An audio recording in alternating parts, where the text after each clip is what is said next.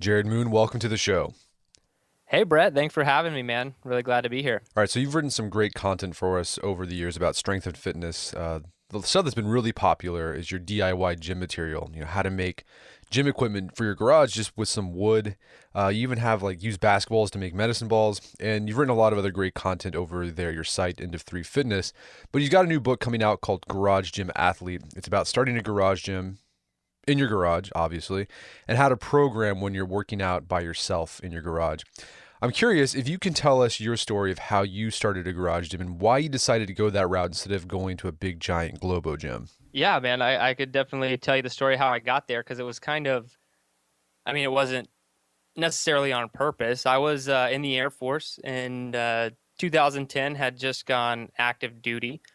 And at the same time, my wife and I were in a lot of debt. We were actually in $100,000 in debt, and we were really aggressively trying to pay that off. So we weren't just sitting in debt and doing nothing about it, which all of our extra money was going that direction. So it really limited how much money we had. And I was in pilot training at the time, and I'd been injured, and I was kind of on bed rest for a little bit because I had to have surgery from that injury. And so I'm just sitting around and super passionate about fitness. I always have been. It's not something I picked up when I started the garage gym. I started at a very young age in fitness, and I decided I wanted to make a garage gym because my introduction to the Air Force was much like anyone else joining the workforce, extremely busy.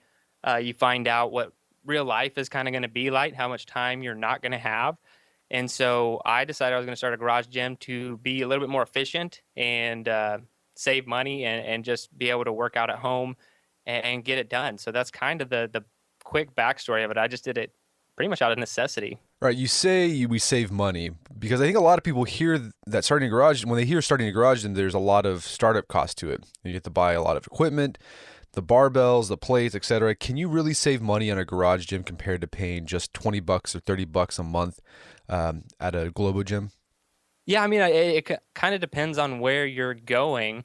If you are, like a Planet Fitness that costs $10 a month or something, obviously, you could save a ton of money going somewhere like that. But it also depends on what kind of fitness that you're interested in, and I think that's where the big split and shift happens for me, because I'm I'm more strength and conditioning, is what I'll call it. Um, Kind of similar to CrossFit, but not really. Kind of similar to strength training, powerlifting, but not really. So just strength and conditioning in general. And being able to do that stuff, like really at a Planet Fitness, they have the lunk alarm that shuts you down. They actually kick you out of the gym if you make any noise. And so you can save a ton of money if you look at it long term. And something I actually break down in the book is there have been a lot of corporate wellness studies done in corporations where they look at their employees, and they say, okay, for every dollar we spend on the well-being or health of our employees, we get X amount back. And that being them being more productive, missing work less, and all sorts of stuff. But what they found was any for every dollar they spend, they were finding that they'd get between a $3 to $5 back, and some extreme outliers all the way up to $13 back for every dollar they spend. And so, if you look at it that way, if you're not that consistent at actually going to the gym and you feel like having a home gym is going to make you more consistent, other than actually saving you money in the long term, because a gym membership is forever. You kind of have the sunk cost after you spend it, and then that equipment you have in a garage gym is going to last forever. And so after that, it's all savings. It's savings on health insurance by being healthier. It's working out more, being more productive, missing less days of work, and all that stuff. So yeah, I think that a garage gym versus a commercial gym or Globo gym can definitely save you a lot of money, especially if you're more into I'd say the fancy ones, the Globo gyms that actually do charge you closer to like $200 a month. You're obviously going to save a ton of money by going garage gym route. Right. I also feel like with Globo gyms, and for those of you who don't know what a Globo gym, it's sort of a derogatory term that people in the CrossFit powerlifting world use for big gyms with weight machines, saunas, and things like that, towel service. When you're going to a gym, you're often paying for services you don't even use, right? I mean, you might go there, but you never use the weight machine, or you just use the barbell and the squat rack. You don't use the towel service or their sauna, so you're just paying for stuff like you might be paying $15 a month for stuff you don't even use. But with your garage gym, there's going to be a lot of upfront costs, but you're only going to have the equipment you actually use. Right. It's a definite different way of looking at training. I mean, you really go, my recommendation for most people is going bare bones. And so we only, like, we really strip it down to just what you need. And then if you want to get crazier as you realize that a garage gym is awesome, like my garage gym started bare bones, and now I basically have my own like training facility built into my house. But, where you go from after you start it is up to you. All right, so what are the bare bones things that you would need to start a garage gym? I actually don't recommend a lot. Just a barbell and some plates to get started. And, I have a ton of DIY projects I've done. And the first one, if I had to go back, the very first one that I would do is squat and bench stands. So it's a super simple project. You just buy a couple of 4x4s, throw them in some of those big gallon buckets you can get at Home Depot. I think they might be like 5-gallon buckets, and then pour cement around them. And then you have uprights to set the bar on. Obviously, that there's a little more detail to actually how to do that project. But that would be the first project. So now you have barbell, you have weights, and you have somewhere that you can squat off of and bench off of. So you obviously need a bench if you're going to do bench press, but you can do strict press and all sorts of stuff. And I mean, that the stands project's going to cost you $30, and then the barbell and plates, depending on where you get it, I mean, it could cost anywhere from $300 to $1,000. Really depends on the quality of your equipment, but grand scheme of things, not too expensive. But that'd be my recommendation for starting out. Very, very simple stuff right there. Where do you suggest people go to get the best equipment? I mean, should they buy new? Where can they go if they want to buy used? I mean, one of the things you advocate is if you're going to go use, buy stuff on Craigslist. Yeah, so one of my favorite things, and it's still working right now, is actually how I've bought a few items, is have you heard of IFTT, the IFTTT? Yeah, yeah. Yeah, so it's if this, then that, and you can go to the website to check them out. And it basically they have what are called recipes, and it's triggers. So if something happens, then it'll do something for you. And they have all sorts of cool stuff that they do. But one of the things that you can do is you can set up a search in Craigslist, and the search in Craigslist could be, say, for a barbell, and then you can also select the price range and your location. So everything, your criteria. And then if that ever pops up in Craigslist, you'll get an email. You can set it to where IFT will send you an email, and then right there you'll get the first dibs, the first shot at it, because a lot of people aren't doing this. And I saw this, but not for a garage gym use, and so I was like, I'm going to try it before I write about it on my website. And I did it for an Airdyne at the price I wanted, and within, I think it's just a few days, I set it up. Airdyne showed up at the price I wanted, contacted the guy. He's like, man, I got a ton of people contacting me, but you were the first, so I'm going to give it to you.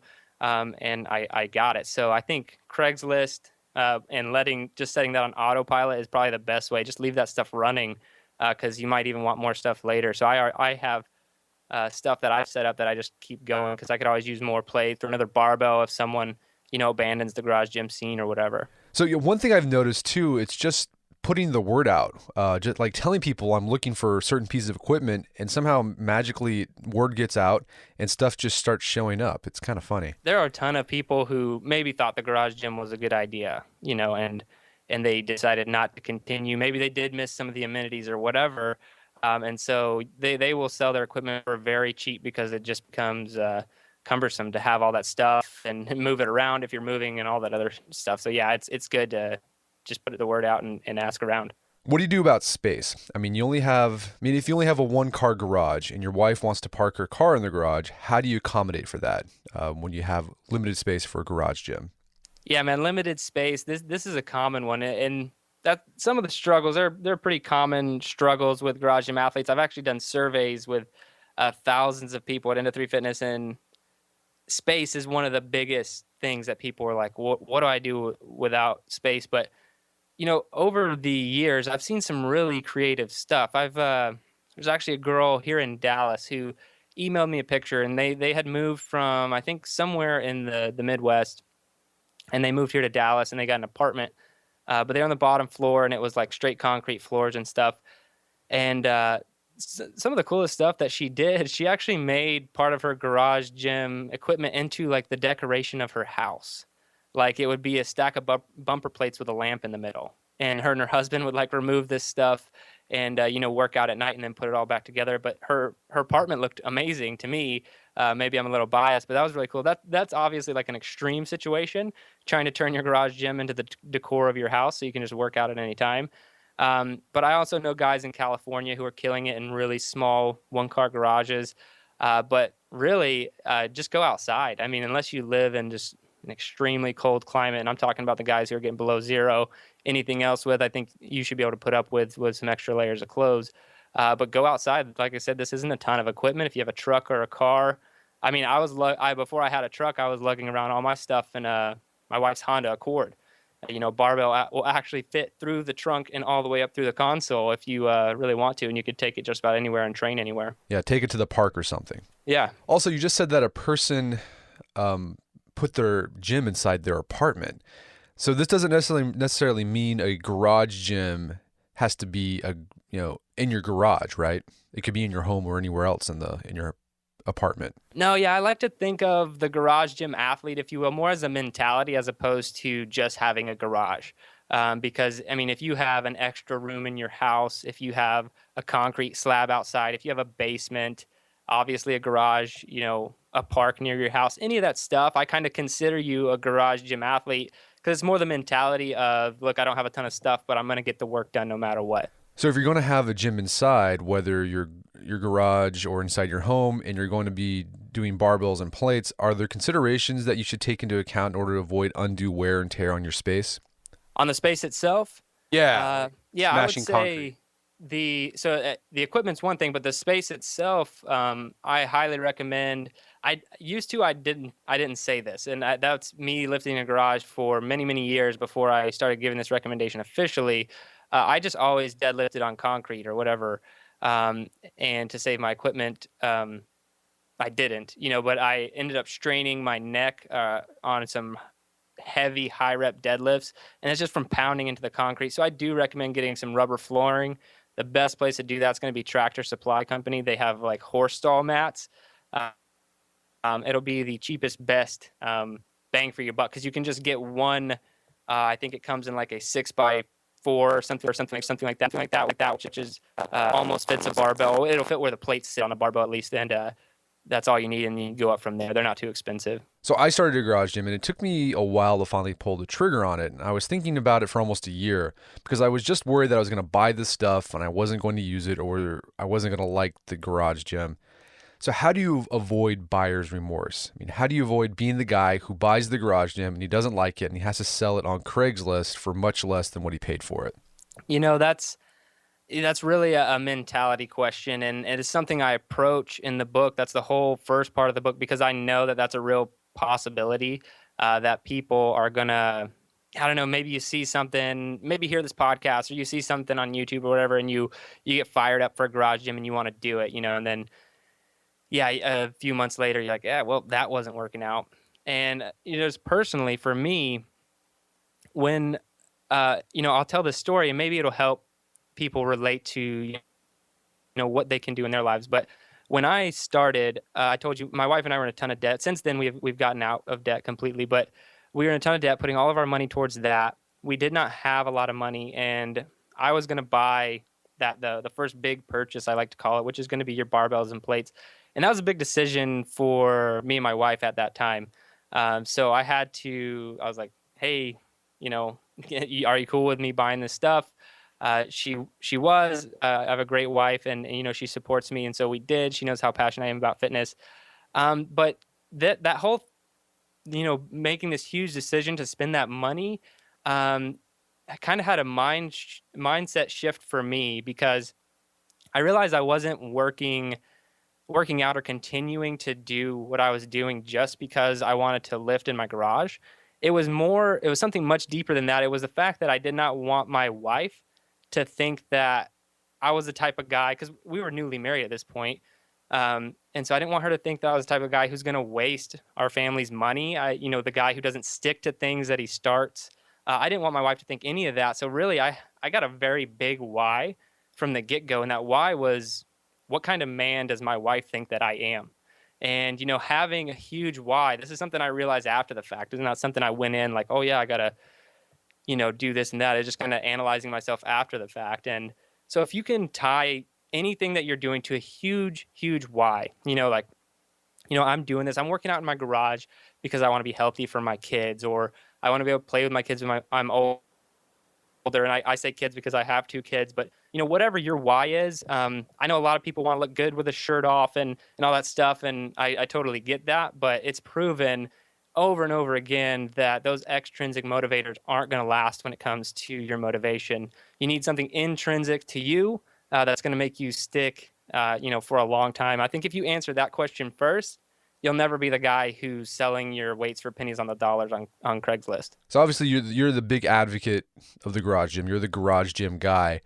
But what do you think are the downsides of it? I mean, if someone's making this decision or weighing the pros and cons, what are some of the things they might miss if they don't go to a big gym anymore? The two biggest things that are going to be a huge problem for most people, the first one's going to be weather. Because I know a lot of guys out there, they live in like Michigan or Minnesota. They're still getting it done, by the way, but that takes a little different mental toughness than most people are willing to fork over, if you will. Because I mean, that's freezing cold weather, or maybe it's the extreme heat. I've had that. I lived in Wichita Falls, and it's 115 degrees. But you really just have to adapt to that situation. And if you can't, then maybe it's not a good situation for you. But that's the first one. The elements. The second biggest one. And I don't know if you get this as much in a global gym, but it's going to be accountability. If you do have some sort of workout partner that you meet at the gym, or if you go to a CrossFit box, which is just a CrossFit affiliate gym, then there are people there holding you accountable, people you can work out with. So the accountability piece, if you have that, and you start working out alone in your gym, that's a huge factor as well. So I'd say those two are the biggest. I guess with the first one, you can do something, right? If it's hot, add a fan to your garage. Yeah, if it's cold, get sweats. Space heater maybe. Yeah, I've done all of that. So like I work out in the mornings, and granted, it doesn't get super cold here in Dallas, Texas, but I do, if it's going to be cold, we do have some winters where, it'll drop below freezing and everything. I'll just turn on a space heater while I warm up and everything, and the garage will warm up a little bit by the time I'm ready to go. So right. So on to the second factor, the motivation, because that's what I found is one of the hardest shifts to make when I went to my garage gym, was that going to the gym, it put you in a mindset. I had to get on my gym stuff, my gym clothes. I got in the car and it was like, this is gym time. It's weird whenever you're, have a garage gym. I just had to go down to the garage and I start working out. And to be honest, at first it was hard to make that shift that I can just work out anytime I want. And that's what's weird, it was sort of counterintuitive, is that because it was so easily accessible, there's this tendency to be like, well, I can do that sometime later. So I'd had to schedule for it. And I don't feel like I had to schedule it for, I didn't feel like I had to schedule for it, but I've learned that I had to, just to treat like I was going to the gym 5 minutes away from my house. You get into the book about some mindset things you can do to get yourself into that gym mindset, even when your gym is in your house and you're training by yourself. Can you share some of those tips on developing that pro mindset you call in your book? Yeah, because that's a big thing, man. And I completely agree with you. When I first started the garage gym, it is kind of difficult to make that transition. It's almost like Pavlov's dogs, with the conditioning. It's you have to train your mind that when you step over the threshold, that doorway into your garage gym, that is a different place. You're no longer, you are working out. You're not, like, for instance, I work at home, so my computer is literally 15 feet. Like if I were to just walk through the door to come back, there's no checking email. All that stuff is gone, and you need to treat it as such once you're in the garage gym. But some of the stuff that I get into about, training like a pro, is there's a lot of, one thing is as big as commitment and consistency. And, it's a huge psychological principle that's been researched. And if you commit something to other people, that is one way that's going to help you stick to your goals.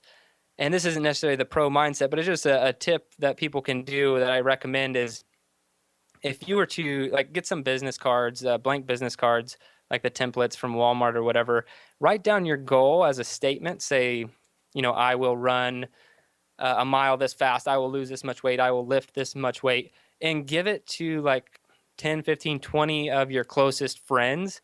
letting them know what you have like dedicated yourself towards, and obviously put it in a time frame. I will squat 500 pounds in the next year or whatever, and then give that to them, and let them kind of, now that they know about it, it just will hold you accountable.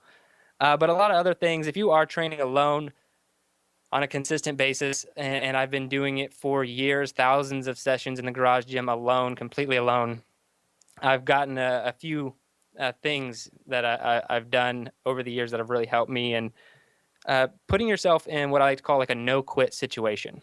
And one of the workouts we commonly do at Into 3 Fitness is called the Iron Mile. And this one's more of a mental toughness thing than it is like strength training or whatever. But say you put weight on your back, say it's 185 pounds, and I want you to walk 800 meters away from your garage, so a half mile, and then you have to come back. And so the first half mile won't be as bad, but you're putting yourself in a no quit situation, because if you have a barbell on your back and you walk a half mile away, your only option is to come back. Or, where if you're, you just can't handle it, I guess you could call your spouse or whatever to come pick you up. But putting yourself in no quit situations like that is a huge one. And then another one I have is putting your money where your fitness is. And this is similar to telling your friends your goals, but I had a mentor who did this. I thought it was really cool. Is write a check. It could be to your friend or to a charity or whatever, and say, if I don't achieve that goal that I've told you about, I want you to send this money away and to that charity, or I want you to keep it. And because money is a huge motivator for a lot of people. And I would make it an amount of money that's going to hurt for your personal financial situation just a little bit, whether that's $100 or $1,000 or whatever. Say your best friend's going to keep $1,000 if you don't achieve your goal. That'll motivate a lot of people. And then also, I just challenge people to have a mental toughness habit that they perform each and every single day. For me, that's cold showers every single morning. Whatever it is for you, something that you don't enjoy doing that you're going to do every day, that's just going to cause you to push yourself a little bit more. But there's a lot more that I get into about all of that stuff.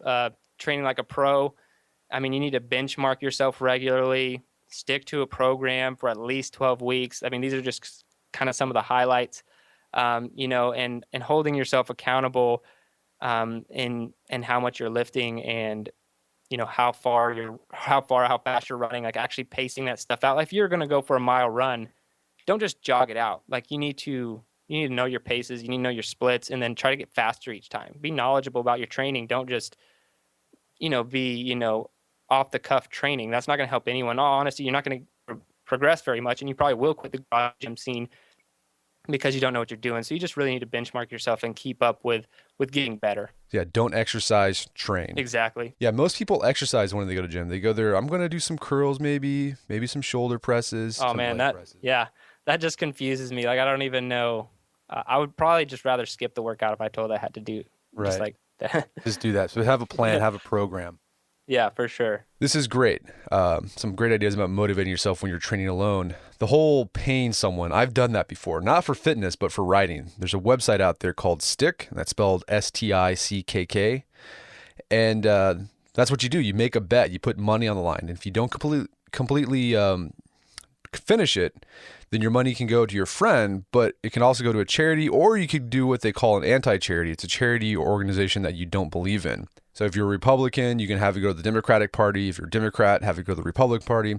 The idea, your money is going to go to some group that you completely disagree with.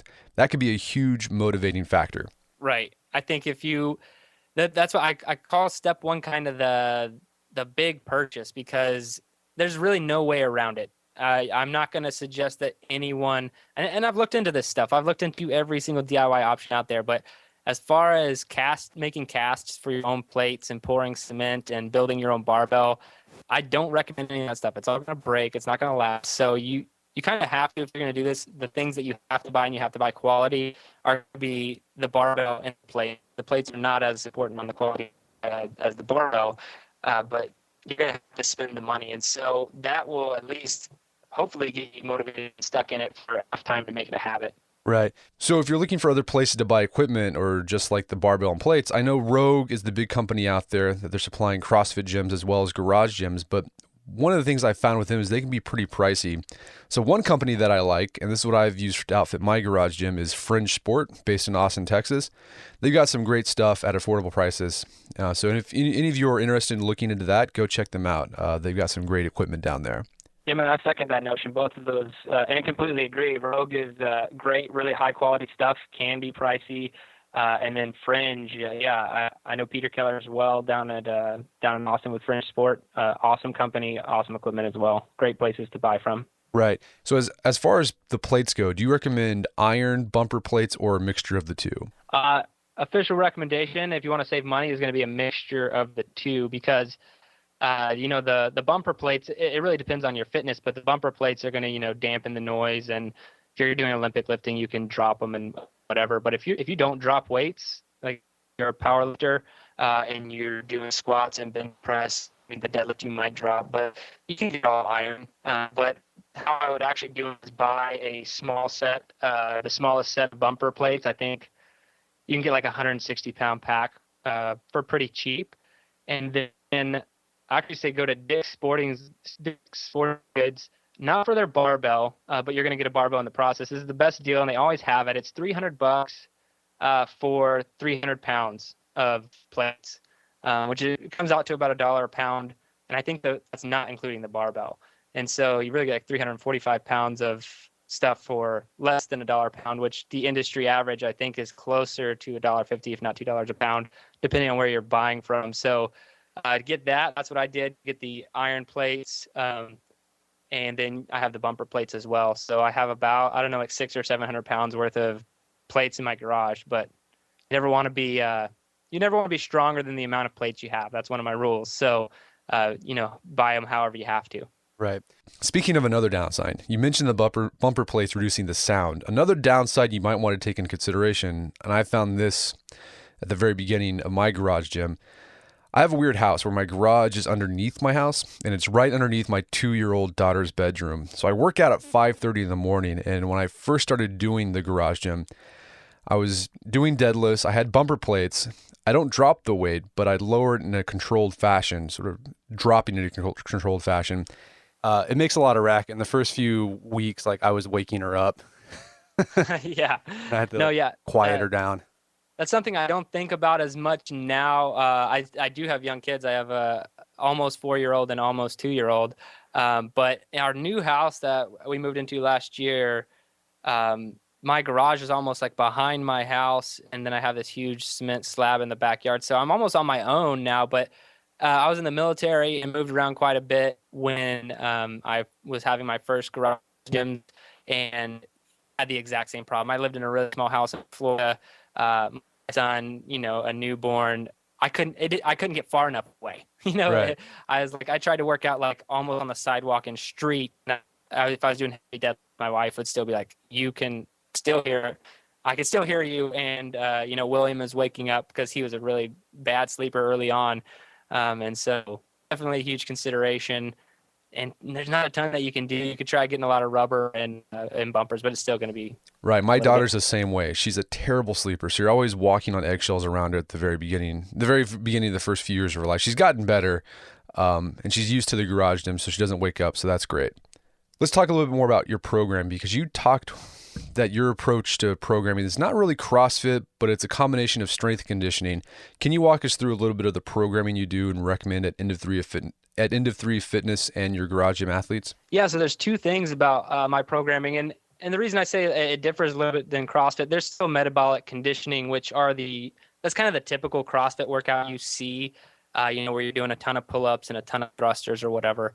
We do stuff like that, but I want to toe the line more of balancing as much strength with as much fitness as possible. And so that's, I put myself as the human guinea pig in everything I do and program. And, I've been able to get the triple body weight deadlift, which was 540 pounds for me at the time, and still maintain a sub 6-minute mile. So that's kind of the fitness that I'm looking at, and the aesthetics as far as how you look. If you achieve things like that, you're going to look how you want to. I can almost guarantee it. You're not going to have a pot belly and run a sub 6-minute mile. That's just not going to happen. But you can have a pot belly and lift 800 pounds. That's actually way more common. And so, yeah, I really like to toe the line of, strength and conditioning. So how much can you balance it? But at the same time, I like to keep it realistic for the garage gym athlete. The garage gym athlete is not the Rich Fronings of the world. If you don't know who Rich Froning is, he's the guy who won the CrossFit Games multiple times. He trains like 6 or 7 times a day. So I try to break down the training to realistic uh, blocks for people to do. And so that's the big thing about the programming inside Garage Gym Athlete is what I've coined as block programming. And so block programming is each block is 10 minutes, and there's 5 blocks inside of that window. And so it's gonna equal an hour. I know the math comes out to 50 minutes, but if you add in transition and getting lazy here and lazy there, it'll be 60 minutes every time. So every athlete that I train knows for a fact that they'll never be training more than an hour. It's like physically impossible because if you don't complete something, you have to stop and move on to the next thing. And so within those 5 areas, we work uh, strength and prehab stuff. So you'll always be doing some sort of strength work in the first part of the your first block, your first 10-minute block, and sometimes that can be 2 blocks. That's going to get you stronger, but it's also some accessory work to prevent you from getting injured. So, whatever accessory works that could be for your shoulders, your back, or whatever, just to avoid injury. And then we also going to work on what we call the daily, which are abdominal stuff, lower back stuff, all the little muscles, the hamstrings, to make sure that you're ready to go. And then we have metabolic conditioning, which I kind of mentioned. And then we have Z stability, which is basically the Zercher lifts. And if you're not familiar with the Zercher lift, it is holding it in the crook of your arms. So if your arms are bent, you're holding it in between your elbows and lifting it there. And then also general fitness. And I know I just covered a lot. So we have 5 areas, and those 5 blocks you're going to hit all throughout the entire week. And it's just really well rounded because you're getting in accessory work, you're getting in strength work, you're getting in some general fitness stuff, which could be like just running or rowing. And then you're also getting in the high intensity metabolic conditioning stuff a few times a week. What kind of metabolic training sessions are your guys doing? It really varies. So what breaks it up differently than typical CrossFit training, because that metabolic conditioning is the closest that we get. Sometimes we'll just do really intense intervals. So some of my favorites are 6 rounds of 30 seconds on, followed by 30 seconds off, and running or rowing. But you have to have a meter goal for those 30 seconds, and that keeps people really honest, and it gets really hard really fast. But then also doing stuff like, say you sprint for a full minute, and then you would, lift weight squat, do 10 back squats at 50% of your 1 rep max. And then rest for a minute. So the rest is kind of built in. I'd say that's where we kind of differ, is because if you're doing 3 rounds of something and I tell you just go as hard as you can until you're done, I like that to a point, but I don't think it's realistic for everyone all the time. Maybe we do that once a week or once every other week. I like to tell you, okay, this is 3 rounds. You're going to go as hard as you can in 2 different exercises for 2 minutes. You're going to rest for 2 minutes, and then we're going to do that 3 times. And so when the rest is built in there, you're going to go so much harder at the beginning part of that metabolic conditioning that you're going to get more benefit than if you were to do the first 2 rounds, burn out, and then just kind of do it half effort the rest of the way. So here's another question that came to my mind. Let's say you don't want to train by yourself and you've got a bud who's like, yeah, I want to come do the same program as you. Are there considerations you take into account whenever you start inviting people into your garage gym? I'm talking like legal or insurance implications.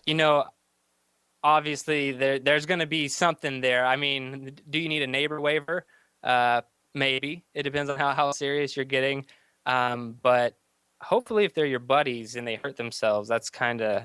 They're not going to sue you for it. Yeah, I would hope. But I do. And it all depends on how you're doing, because I'm a coach. I've coached a lot of athletes. So if someone does come to train at my house, and I know their fitness level, I'll ask them a ton of questions and everything, I'm going to instruct them first. But if you are just, having a bro sesh, and you invite someone over and you guys are just going to work out and the guy hurts himself because there's no instruction there or whatever, then yeah, that can get a little dicey. I would, just to be safe, I know that there are different home owners insurance out there that covers like a certain amount, right, for that kind of stuff. But if you want to put together some sort of, I'm obviously not a lawyer, but if you want to put together some waiver, that would be great just to kind of cover your own butt. Right. Or maybe get umbrella insurance. Yeah, yeah. Hey, Jared, where can people learn more about your work? Yeah, so you can go to endof3fitness.com. That's all spelled out, endof3fitness.com. What does that mean, by the way? So it came up with it a long time ago. I actually thought it'd be a cool name for a band. You know how the drummer's like a 1, 2, 3, and then they go. Yeah. And so when I decided I was going to start a fitness website, I had told my wife about that a long time ago, and she's like, "That's a perfect name for it," because that's kind of where the fitness happens, at the end of 3, at the end of that countdown. And so that's what End3 Fitness means. Okay, yeah, I was curious about that. And then it's garagegymathlete.com as well. It's not a different website. It's just with the book coming out, you could just type that in. Maybe easier to remember, but garagegymathlete.com will take you to the book because we're giving away free copies when we first launch it. So, all right, Jared Moon, thank you so much for your time. It's been a pleasure. Yeah, man, super glad to be on. Thank you so much. My guest today was Jared Moon. He's the author of the book Garage Gym Athlete. And you can find more information about his book at garagegymathlete.com. You can find it on Amazon. And also check out his other site, endof3fitness.com, for more DIY fitness equipment tips and plans. And also make sure to check out the show notes for this show at aom.is/moon.